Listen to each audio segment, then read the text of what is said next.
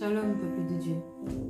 Je suis ravie de vous retrouver en ce soir pour ce temps et ce moment de partage autour de la parole de notre Seigneur Jésus.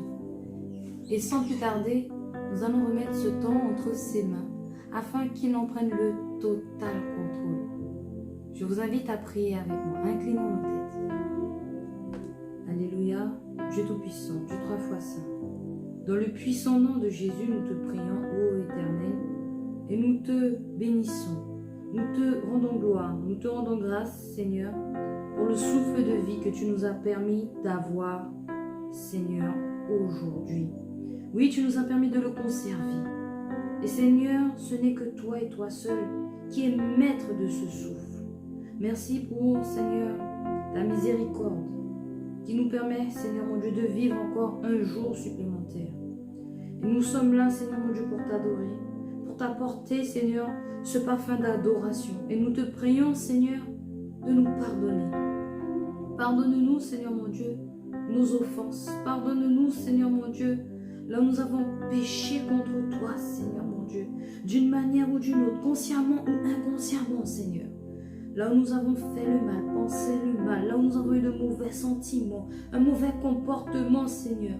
Seigneur, nous te demandons pardon au nom de Jésus et nous supplions le sang de Jésus de nous laver complètement de tous nos péchés, de toutes nos iniquités, afin que, Seigneur, nous puissions paraître devant toi purs, Seigneur, et sanctifiés, saints, au nom de Jésus.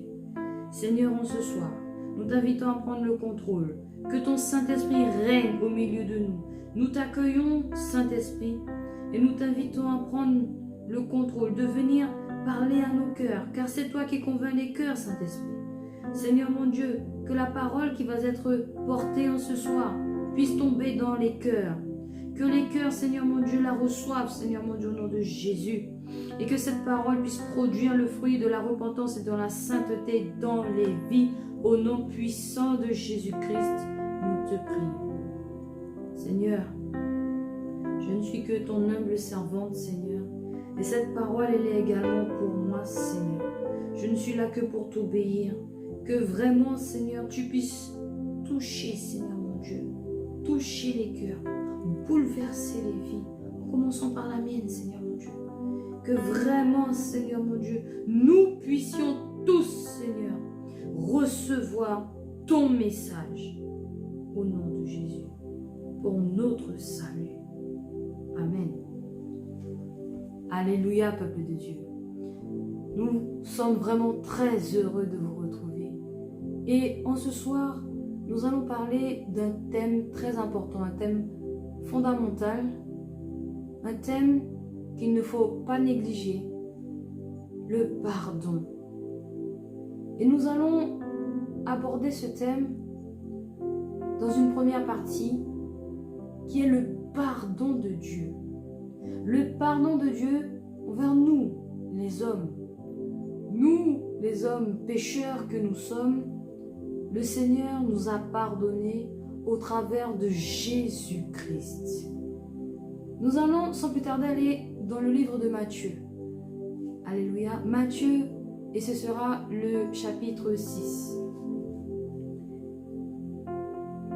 Alléluia.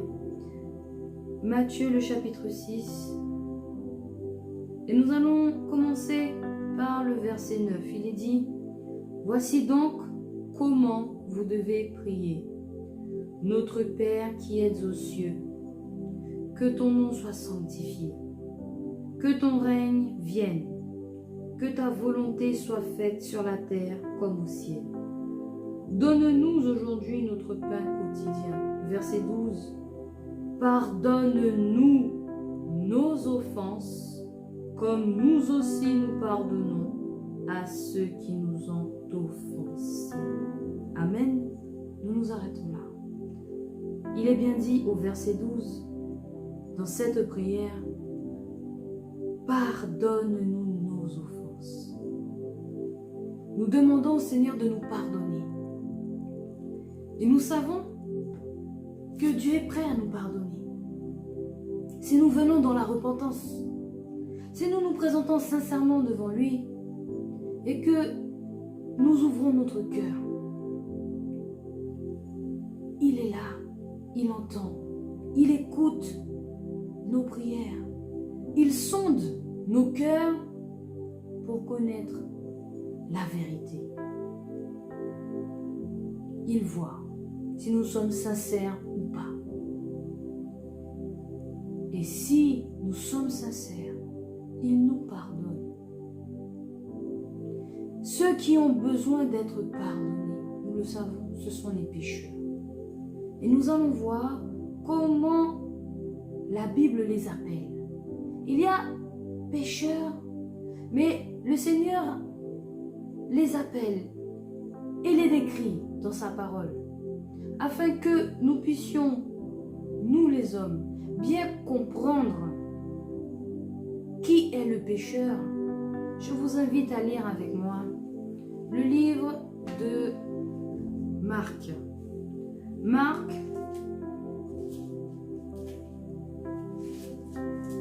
le chapitre 2, le verset 17. Marc 2, verset 17, il est dit: Jésus qui avait entendu leur dit: ce ne sont pas les bien portants qui ont besoin de médecins, mais les malades. Alléluia. Plus loin il dit: je ne suis pas venu appeler des justes, mais des pécheurs. Donc le pécheur n'est pas un juste, il est un injuste. Il est un malade. Il faut que le pardon de Dieu vienne dans sa vie pour le guérir, pour qu'il ne soit plus malade. Il faut que le pardon de Dieu vienne dans sa vie afin que d'injuste, il devienne juste. Nous allons aller dans le livre de 1 Corinthiens.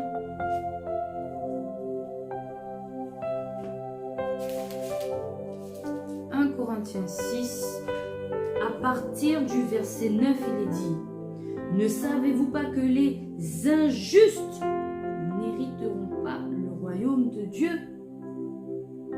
Nous allons continuer dans ce verset, parce que le Seigneur décrit les pratiques qu'ont les injustes, ceux qui ne sont pas pardonnés et qui n'hériteront pas du royaume de Dieu, s'ils ne font pas cette démarche de repentance. On continue. Ne vous égarez pas. Ce ne sont pas ceux qui se livrent à la conduite sexuelle, à l'idolâtrie, à l'adultère, les hommes qui couchent avec des hommes, les voleurs, les gens avides, les ivrognes, ceux qui s'adonnent aux insultes ou à la rapacité, qui hériteront le royaume de Dieu. Le Seigneur les décrit et décrit leurs pratiques. Ces personnes-là n'hériteront pas du royaume de Dieu si elles ne sont pas pardonnées. Si elles ne reçoivent pas ce pardon, elles seront toujours malades. Si elles ne reçoivent pas ce pardon, elles seront toujours séparées de Dieu. Parce que le péché, le salaire du péché, c'est la mort. Et le Seigneur n'est pas Seigneur de la mort, il est Seigneur de la vie. Alléluia. Nous allons aller dans le livre de Luc. Le Seigneur appelle le pécheur, l'injuste, le malade. Nous allons dans le livre de Luc. Alléluia, peuple de Dieu. Luc, le chapitre 19. Et ce sera le verset 10. Car le Fils de l'homme est venu chercher et sauver ceux qui étaient perdus. Amen. Donc le pécheur est aussi quelqu'un qui est perdu. Je vais vous dire quelque chose, peuple de Dieu. Savez-vous que le péché change la nature de l'homme? Nous allons aller dans le livre de Genèse pour que vous puissiez comprendre. Allons dans le livre de Genèse pour que nous puissions bien comprendre le changement de standard. Quand nous disons que le péché change ta nature, il faut que tu saisisses bien que Dieu a créé l'homme dans un certain standard. son standard, puisque l'homme a été créé à l'image de Dieu. Et que s'est-il passé? Le Seigneur a créé l'homme et qu'est-ce qu'il a fait? Genèse 2, verset 15. Le Seigneur Dieu prit l'homme et le plaça dans le jardin d'Éden pour le cultiver et pour le garder. Le Seigneur Dieu donna cet ordre à l'homme. Tu pourras manger de tous les arbres du jardin, mais tu ne mangeras pas de l'arbre de la connaissance de ce qui est bon ou mauvais, car le jour où tu en mangeras, tu mourras. En d'autres termes, le jour où tu vas désobéir, tu vas mourir. Le jour où tu vas pécher par ta désobéissance, tu mourras. Parce que n'oublions pas que le salaire du péché, c'est la mort. Pécher, c'est désobéir à Dieu, tout simplement. Qu'est-ce qu'il est dit? Nous restons dans Genèse, et ce sera le chapitre 3. Au verset 9, il est dit: le Seigneur Dieu appela l'homme et lui dit: où es-tu? Il faut savoir que Adam et Ève, dans le jardin, étaient constamment dans la présence du Seigneur. Ils connaissaient cette présence et ils n'étaient pas effrayés de cette présence. Constamment, ils voyaient la face de Dieu. Amen. Après avoir désobéi, après avoir péché, que s'est-il passé? Le Seigneur Dieu qui est omniscient, omnipotent, omniprésent, arrive dans le jardin et ne trouve plus Adam. Il ne trouve plus Ève. Comment celui qui voit tout, qui est partout, qui a tous les pouvoirs, peut-il poser une telle question? Adam, où es-tu? Cela est invraisemblable. Le péché change ta nature. Le péché fait qu'il y a automatiquement une séparation entre Dieu et toi. C'est ce qui s'est passé avec Adam et Ève. Le péché les a fait complètement disparaître. Ils ne pouvaient plus voir la face de Dieu. Parce que Dieu est saint, Dieu est 3 fois saint. Et la sainteté de Dieu est redoutable. Elle extermine le péché. Ta nature est changée. Et nous le voyons bien au travers des quelques versets que nous avons lus. Le pécheur est un injuste. Le pécheur est appelé malade. D'accord? Le pécheur est perdu. Il est ce fils, il est cet enfant perdu que le Seigneur veut retrouver. Nous allons aller dans le livre de Tite. Dans le Nouveau Testament, le livre de Tite.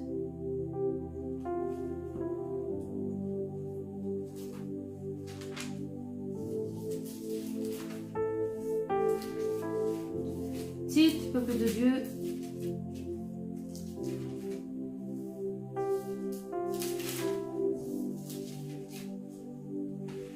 Tite, et ce sera le chapitre 3. Je vous invite avec l'épée de la parole que nous devons toujours avoir avec nous.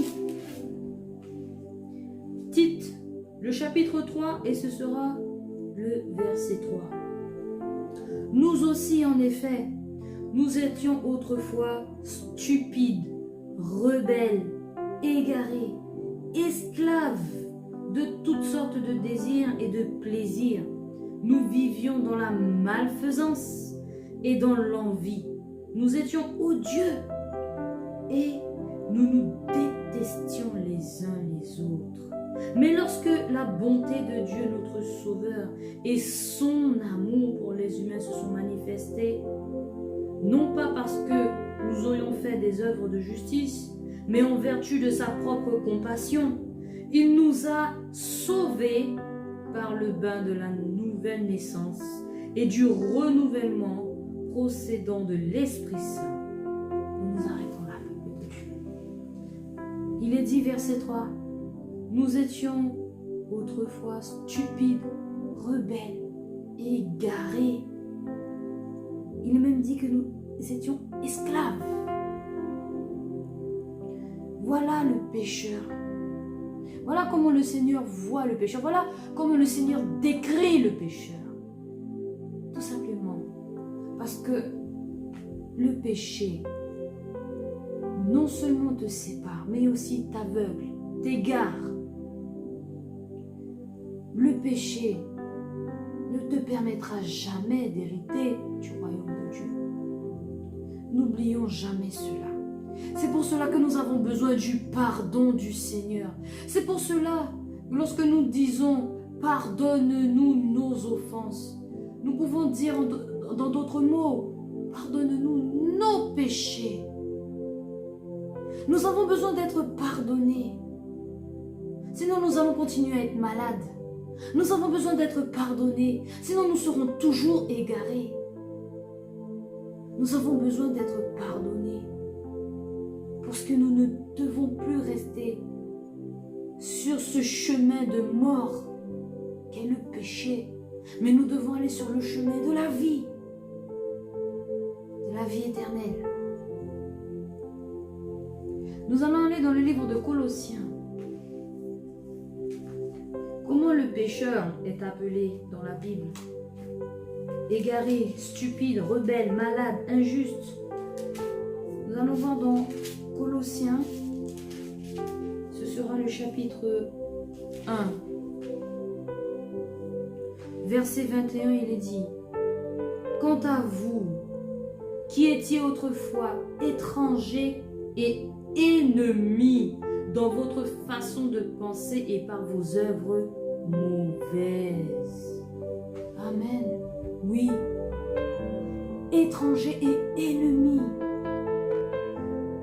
Par la désobéissance, Adam et Ève sont devenus étrangers. Eux qui étaient constamment dans la présence de Dieu, ils sont devenus étrangers. Parce que le péché a changé leur nature, a changé leur standard, a changé leur façon d'être, qui font qu'ils n'étaient plus en fusion avec le Seigneur, qu'ils n'étaient plus en harmonie, qu'ils n'étaient plus en symbiose, en osmose avec le Seigneur. Non, ils ne pouvaient plus être ensemble. Non, ils étaient étrangers, ils étaient différents. Dieu a pourtant créé l'homme à son image. Mais à cause du péché, l'homme est devenu différent. Et qu'est-ce que la Bible nous dit? Le Seigneur Dieu a tant aimé le monde qu'il a donné son Fils unique afin que quiconque croit en lui ne périsse point, mais soit sauvé. Donc le Seigneur est venu avec cette nouvelle alliance avec les hommes, au travers de son corps, au travers de son sang, par son sacrifice, par lui-même. Il est venu réconcilier l'homme avec Dieu. Il est venu changer le standard de pécheur, le standard d'injuste, le standard de malade, le standard de stupide, le standard d'égaré, en standard de juste, de bien portant, d'intelligent, d'obéissant, d'ami. Il est venu au travers de son sacrifice, au travers de son sang, au travers de son pardon, opérer une transformation à cause des dégâts que le péché a engendrés. Il fallait que le Seigneur intervienne. Il fallait qu'il y ait une réparation. Il fallait qu'il y ait une transformation. Il fallait que les choses s'arrangent. Afin que, comme au début, l'homme retrouve son standard originel, retrouve sa ressemblance avec Dieu. N'oublions pas, comme il est dit dans la parole, soyez saints comme votre Père est saint. Le pécheur n'est pas saint. Il n'est pas juste comme Dieu est juste. Jésus est venu au travers de son sacrifice. Il est venu changer tout cela. Et quand tu es pardonné, quand le pardon, la puissance du pardon de Dieu vient dans ta vie, ce pardon opère ce changement, opère cette transformation.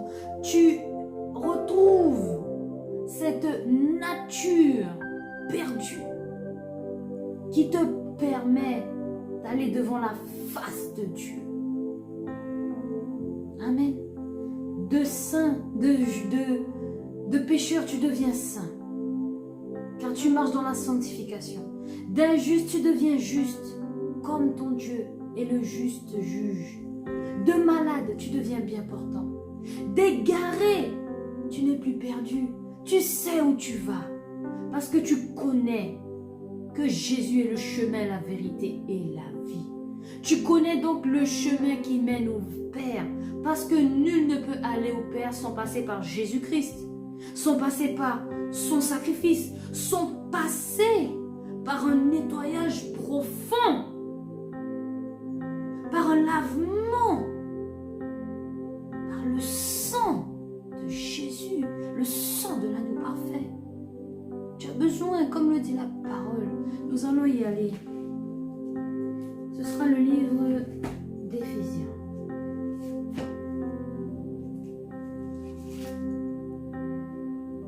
Alléluia. Oui, peuple de Dieu. Le livre d'Éphésiens.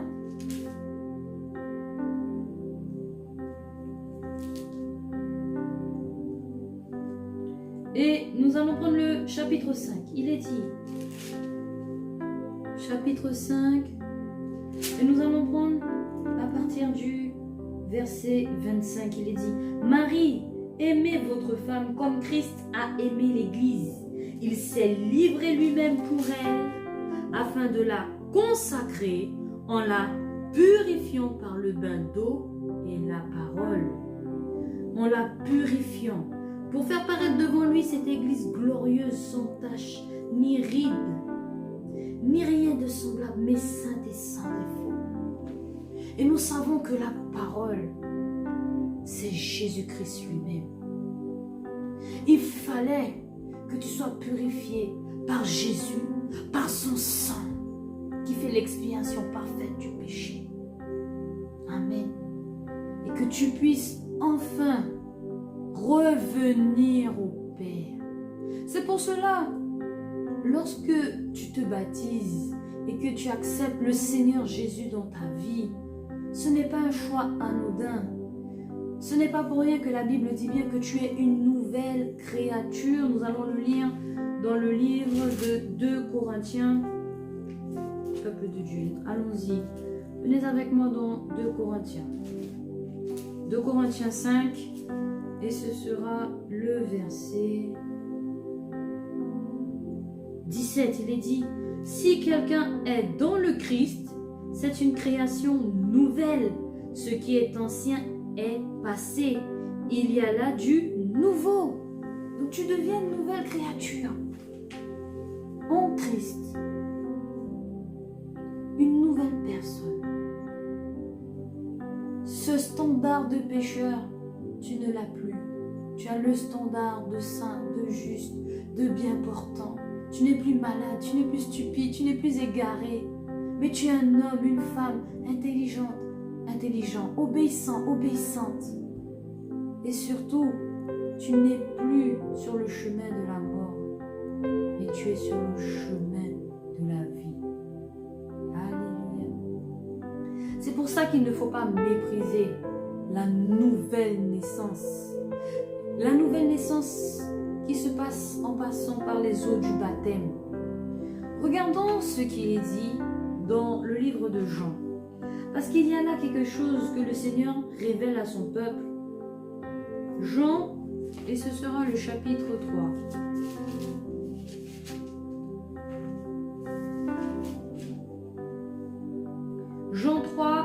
verset 5, il est dit, Jésus lui-même répondit, Amen, amen, je te le dis, si quelqu'un ne naît pas d'eau et d'esprit, il ne peut entrer dans le royaume de Dieu. Ce qui est né de la chair est chair, ce qui est né de l'esprit est esprit. Ne t'étonne pas que je t'ai dit, il faut que vous naissiez de nouveau, c'est-à-dire d'en haut. Amen. Il faut naître de nouveau, il faut naître d'en haut. Cela veut dire que ta nouvelle naissance passe par le pardon que Dieu t'accorde pour tes péchés. Une fois que tu es lavé, purifié, que tu es passé par les eaux du baptême et que tu embrasses le chemin qui est Jésus-Christ, que Jésus-Christ, ton Seigneur et ton Sauveur, tu demeures en lui, tu es né d'en haut. Parce que Christ est là-haut. Tu es non plus citoyen d'en bas de cette terre, mais tu es citoyen du ciel. Là où tu dois vivre, c'est dans le ciel, en haut. Tu es né d'en haut. Et donc, nous devons comprendre une chose, c'est que le pardon, il vient également d'en haut, pour nous arracher de la terre, pour nous arracher du bas, pour nous mener vers le ciel. Cette nouvelle naissance te fait quitter cette dimension terrestre pour embrasser une nouvelle dimension qui est la dimension céleste.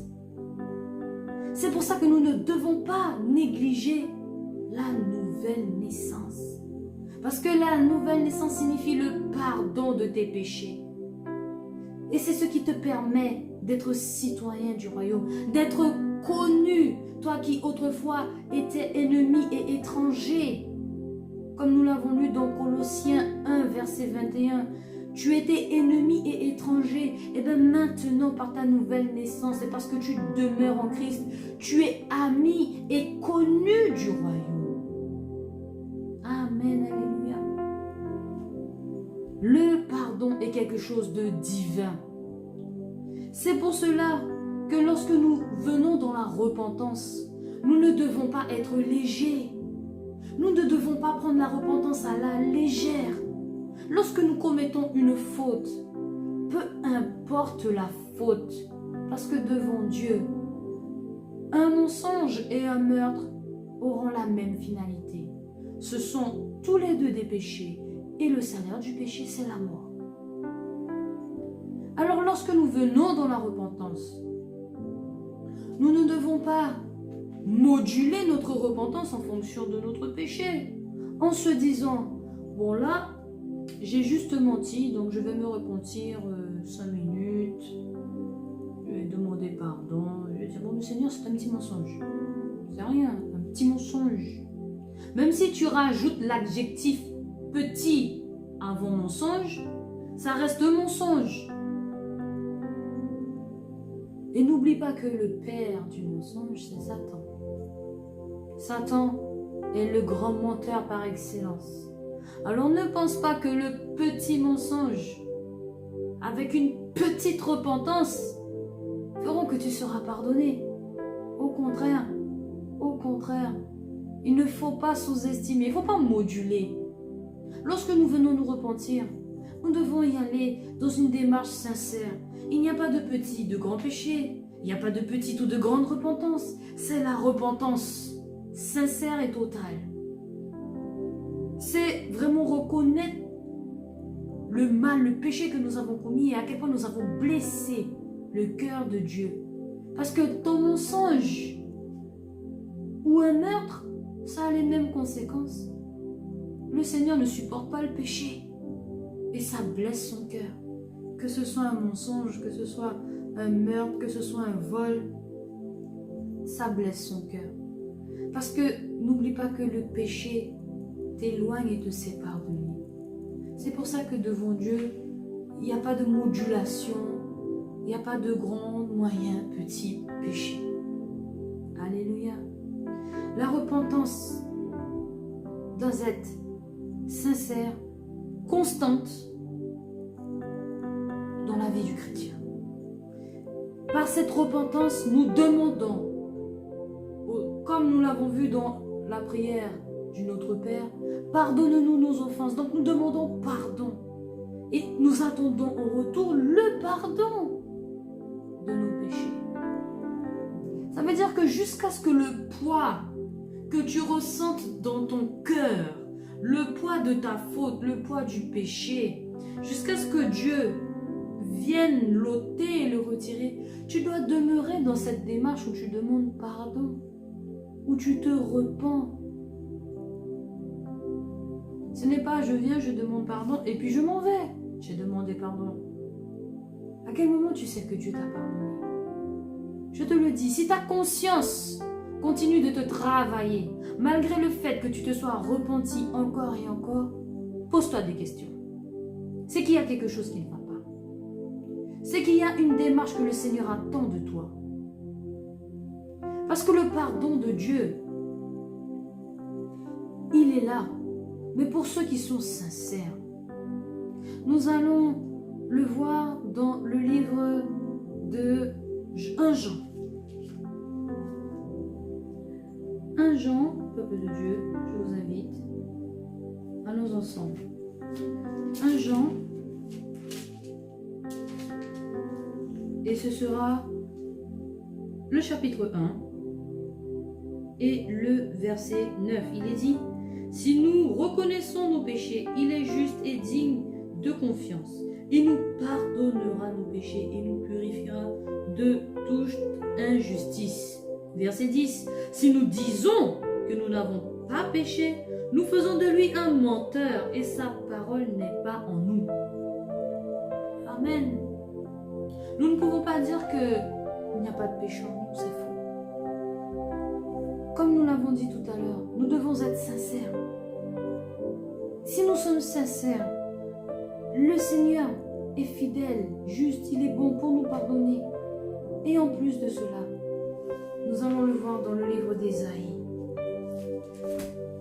En plus d'être fidèle, juste pour nous pardonner, regardez ce que la parole dit à propos de ce Dieu si merveilleux qui a envoyé son Fils pour nous sauver et nous pardonner. Allons dans Ésaïe, le chapitre 55, le verset 7. Il est dit: que le méchant abandonne sa voie et l'homme malfaisant ses pensées, qu'il revienne au Seigneur qui aura compassion de lui, à notre Dieu qui pardonne abondamment. Dans d'autres versions, il est dit: à notre Dieu qui ne se lasse pas de pardonner. Dieu ne se lassera pas de pardonner aux pécheurs. Il ne se lassera pas de pardonner aux hommes. Mais seulement le pardon qu'il donnera, ce ne sera pas comme dans un distributeur automatique où tu vas dire une prière et que tu reçois un pardon. Tu ne vas pas mettre une pièce pour t'acheter une canette de jus. Non. Avec Dieu, ça ne marche pas comme ça. C'est pas une prière, un pardon. Une repentance, un pardon. Non. C'est pas un menu que tu commandes. C'est pas quelque chose d'automatique. Ce n'est pas quelque chose d'automatisé. Non. Dieu est vivant. Dieu a un cœur. Quand tu le blesses, il faut t'attendre aux conséquences. De la même manière que nous, êtres humains, lorsque nous sommes blessés et que il y a notre prochain qui vient nous demander pardon, il y a de la résistance pour pardonner. Il y a ce combat en nous et nous sommes des hommes, nous ne sommes pas parfaits. Il y a des fois même des difficultés à pardonner.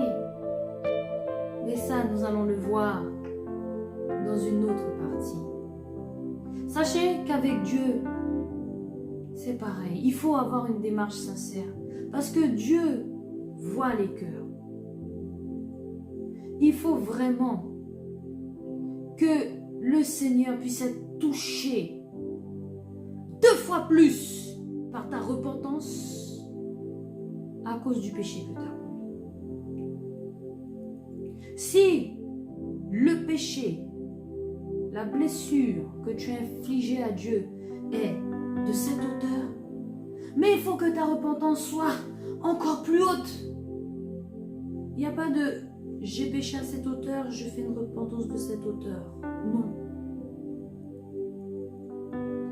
C'est pour cela que je dis depuis tout à l'heure, il ne faut pas moduler, il ne faut pas graduer. Péché est péché. Dieu pardonnera, mais seulement si tu vas te repentir avec sincérité.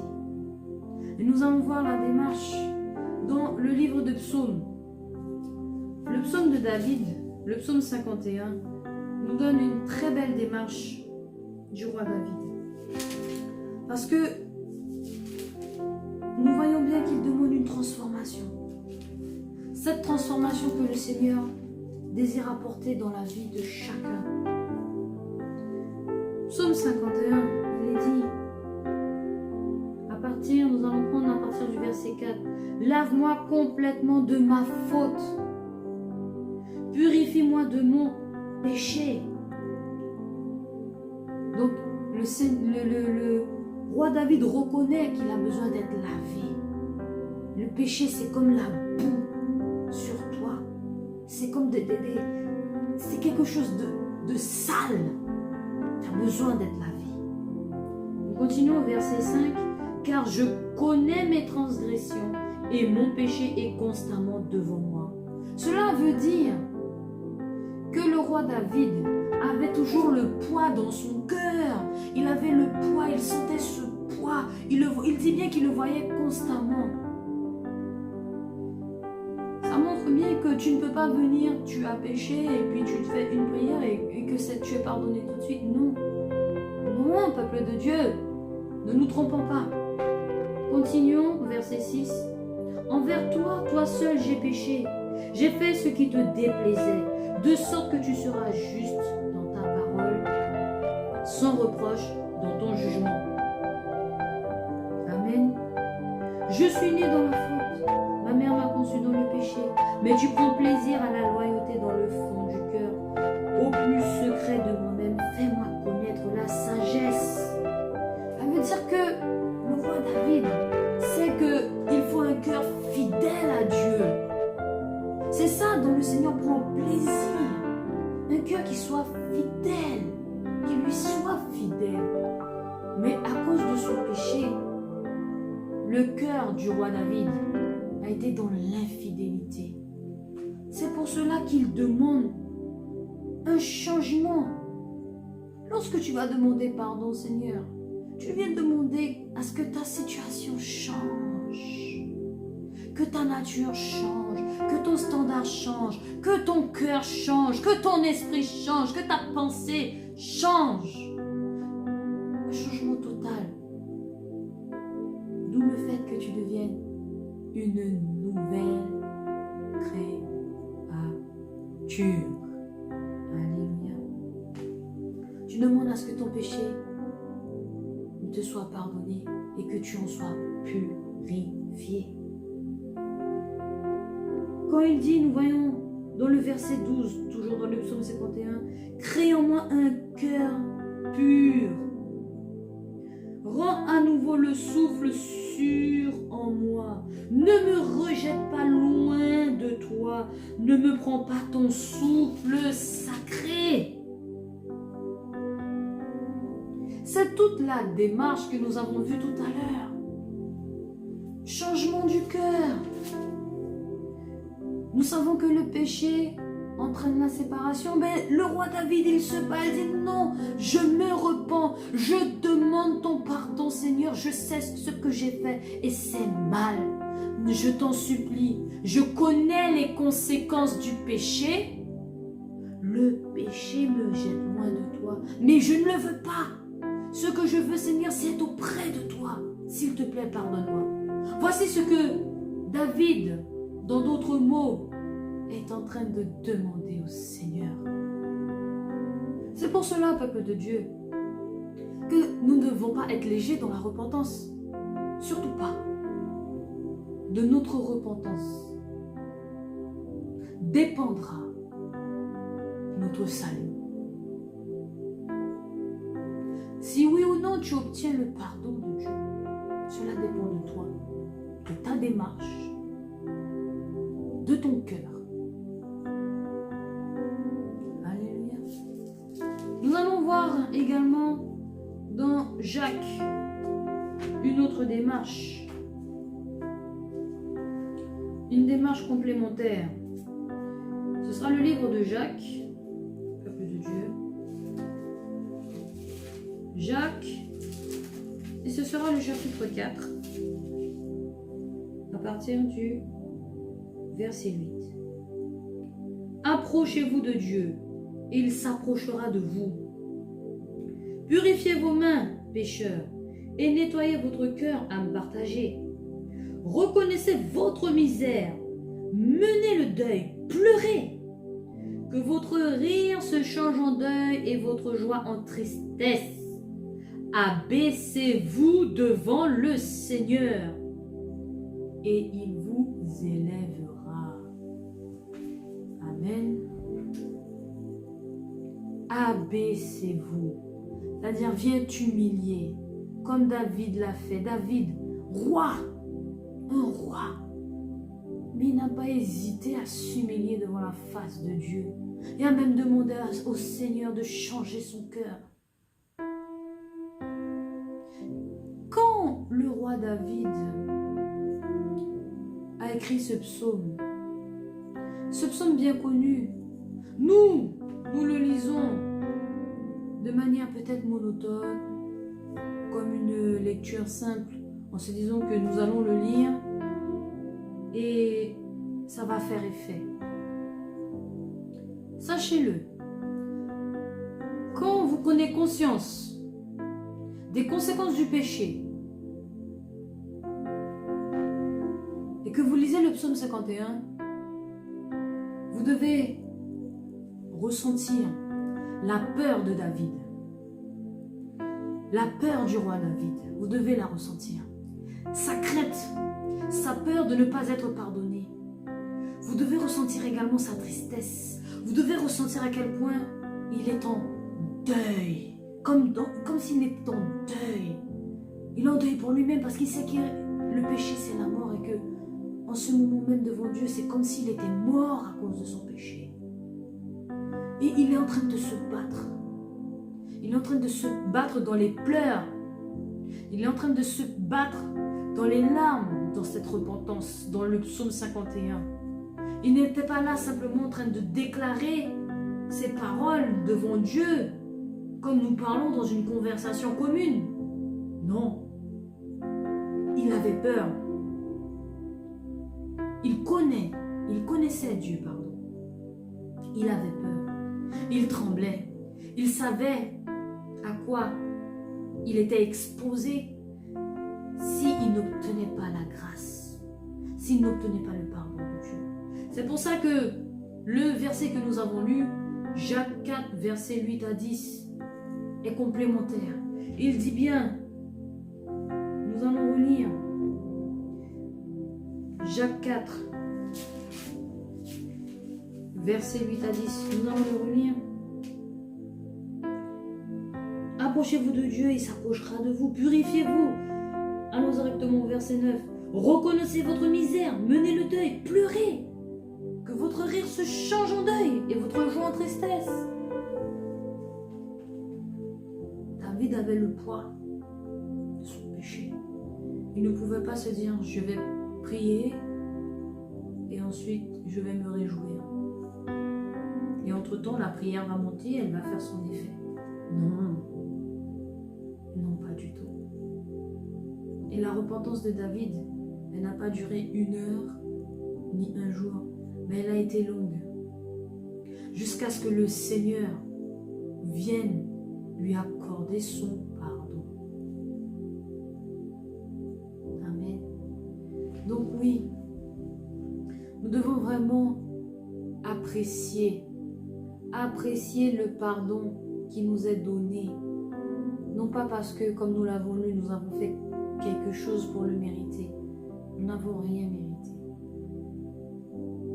Nous Nous ne devons pas être légers, et nous devons vraiment nous efforcer à marcher dans la sainteté et constamment nous repentir, parce que nous pouvons pécher de manière inconsciente, comme nous pouvons pécher consciemment. Dans tous les cas, nous devons vraiment garder en tête non seulement les conséquences du péché, mais en plus sa finalité. Car le péché te condamne. À partir du moment que tu es en Jésus-Christ, comme nous le lisons dans la parole, il n'y a plus de condamnation, puisque tu as été pardonné.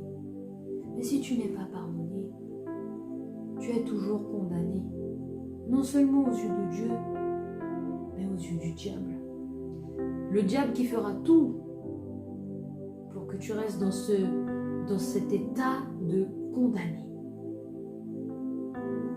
C'est pour ça que tant que tu ne t'es pas repenti et que tu n'as pas obtenu le pardon de tes péchés, ta nature de pécheur ne peut pas changer.